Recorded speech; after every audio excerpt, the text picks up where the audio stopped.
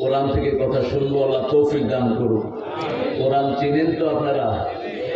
কোরআনের দল করবেন তো? কোরআনের দল না করলে শুনে লাভ নেই।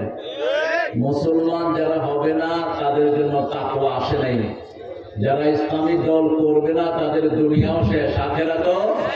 এটা কার কথা? কোন সূরা? সূরা আল ইমরান কত নাম্বার বলেন? 83। কত?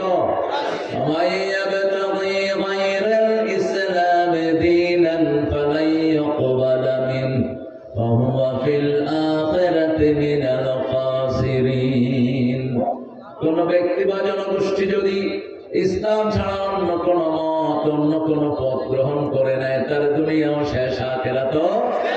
এরপরে আয়াতে আল্লাহ বলছেন, এক আয়াত পরে, কিভাবে ইসলাম ছাড়া অন্য কিছু গ্রহণ করবা, কেন ইসলাম ছাড়া অন্য জিনিস গ্রহণ করবা? ফামাইরা দীনিল্লাহি ইয়াবগুন ওয়ালাহু আসলামা মা ফিস সামাওয়াতি ওয়াল আরদ তাওআন ওয়া কারহান ওয়া ইলাইহি রুজাউন।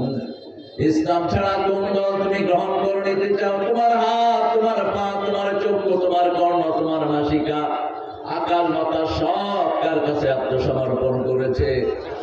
সবাই হুকুম মানে কার? তুমি ইসলাম ছাড়া কাকে নিবা?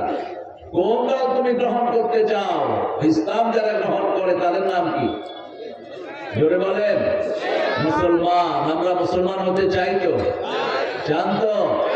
মুসলমান হতে হলে তাকওয়া লাগবে। কি লাগবে? তাকওয়া।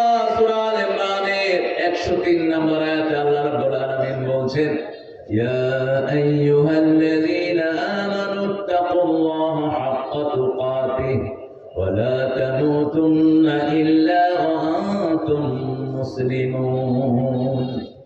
হে দুনিয়ার মুমিনেরা, তোমরা আল্লাহকে ভয় করো। ভয় করার মতো মুসলমান না হয়ে তোমরা কবরে যেও না। মুসলমান না হয়ে মারা যেও না। মুসলমান হতে হবে।